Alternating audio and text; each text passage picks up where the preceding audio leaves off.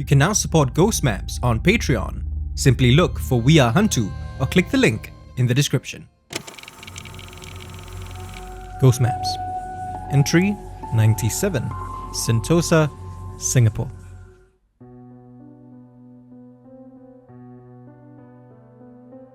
I was a little on edge after my last interview.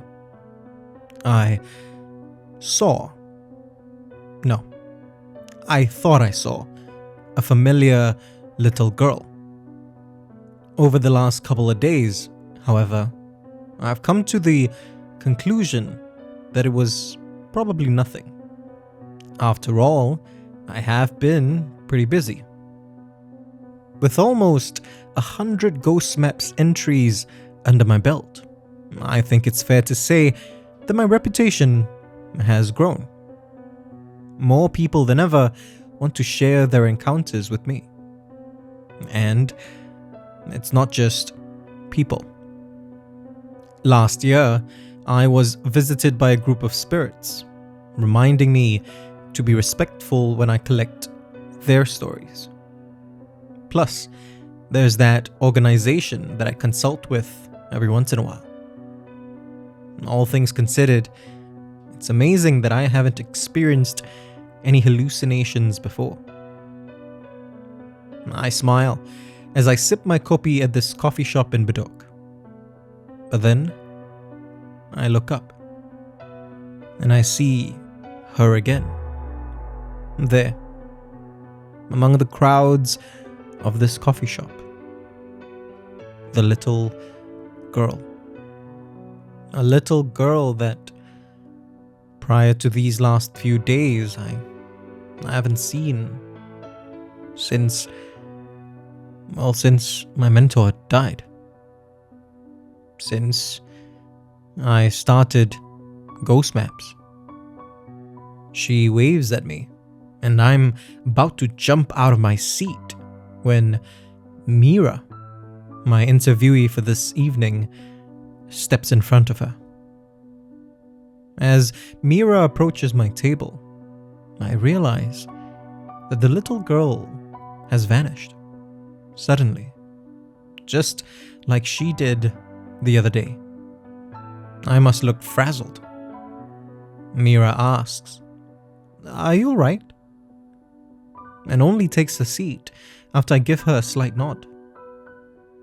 "Just a little tired," I say, forcing a smile. "Nothing another kopi won't fix." She still looks unconvinced, but seems to let it slide as I wave the drink stall auntie over. We start chatting once our drinks arrive.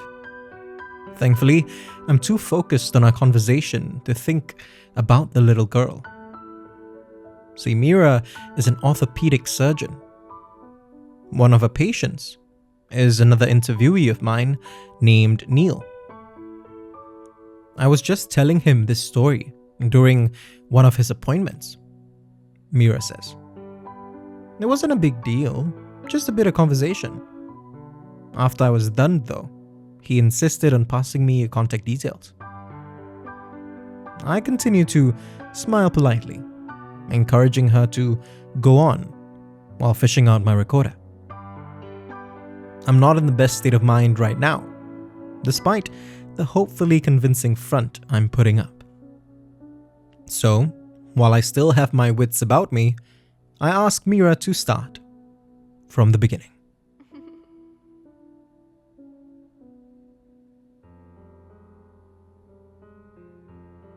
It was 2006 and Mira was 11. Her family, herself, her little sister Preeti, and their mom and dad had an annual year-end holiday tradition.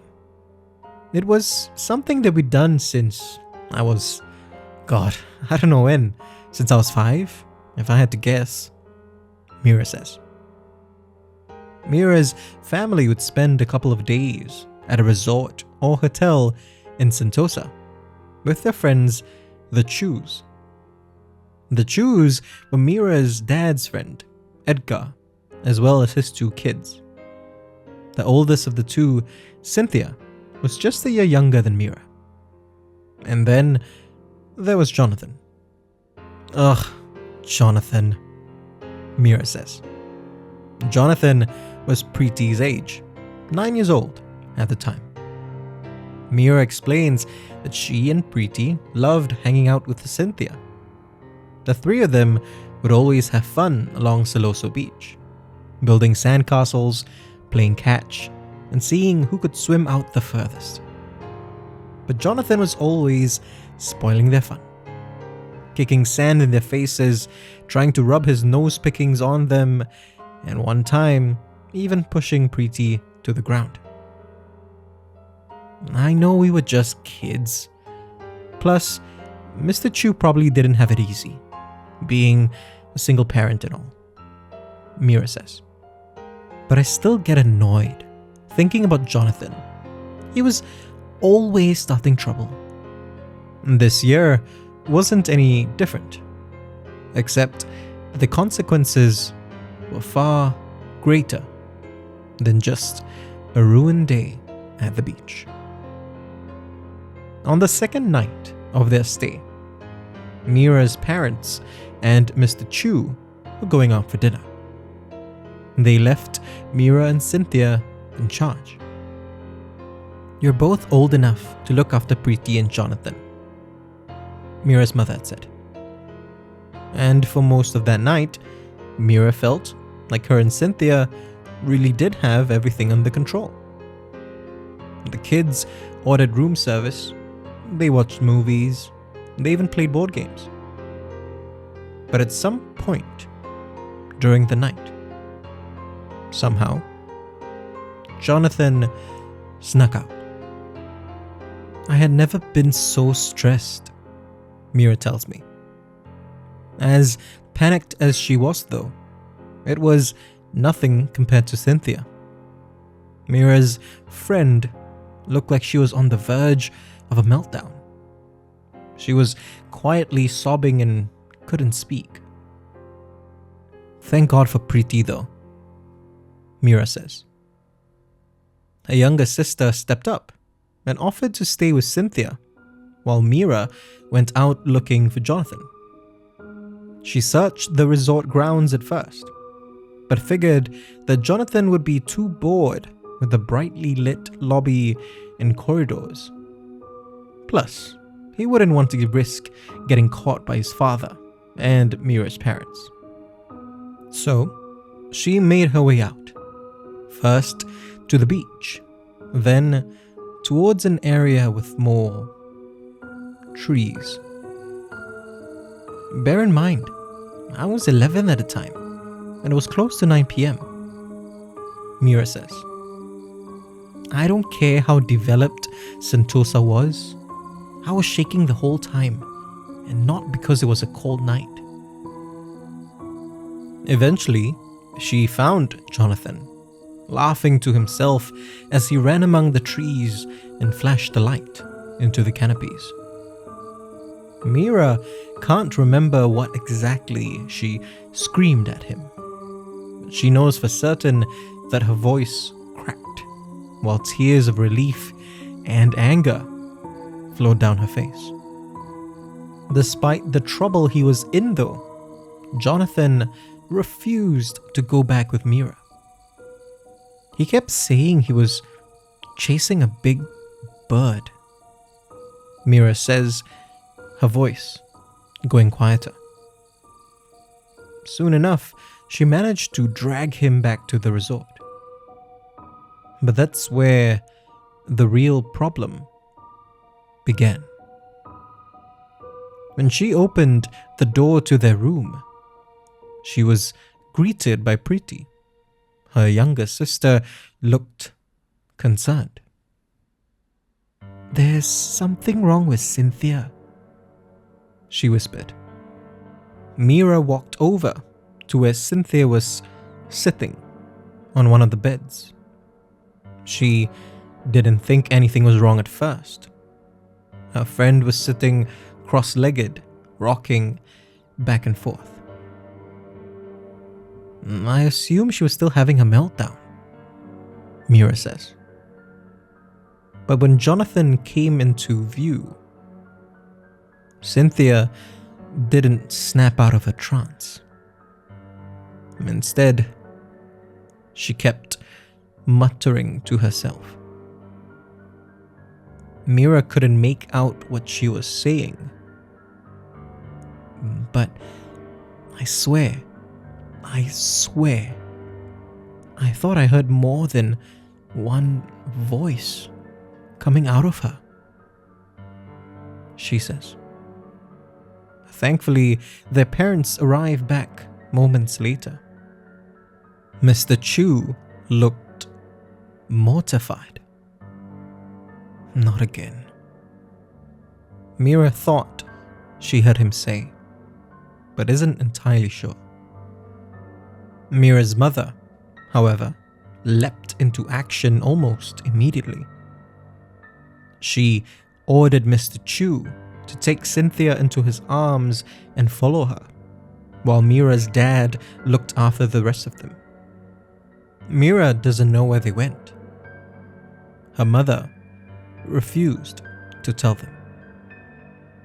The following afternoon, their father checked out of their room 2 days earlier than they had planned.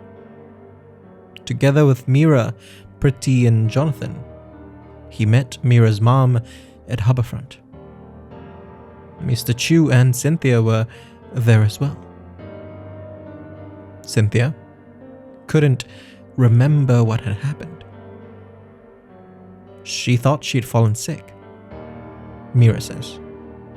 She didn't even remember Jonathan sneaking out. Mira wanted to tell her the truth, but her mother shushed her. The two families went home after an uncomfortably silent lunch.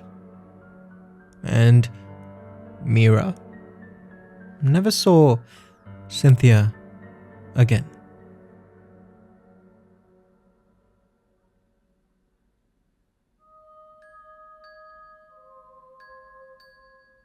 My folks barred me from even calling the Jews, Mira says. They told me that it was for our own protection. Mira thinks she understands their reasoning. I hope they at least kept in touch with Mr. Chu though, she adds, before looking up past me and waving.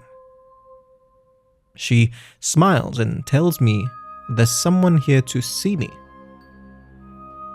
I feel panic grip my chest.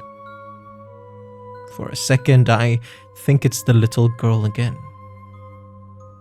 But I turn around and see Neil walking over.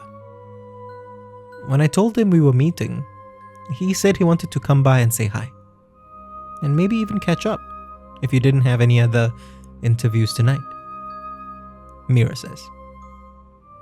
I tell her that I'm free for the rest of the evening and thank her for her story, just as Neil pulls up a chair at our table. Neil asks how I'm doing. Maybe it's because after all this time, after several interviews, I actually have started to consider Neil a friend. Or maybe it's because I'm just frazzled. But I tell Neil the truth. I tell him about the little girl. He looks shocked, but not for the reason I thought. I wanted to catch up with you today because, weirdly enough, I actually had a dream about you the other night, he says.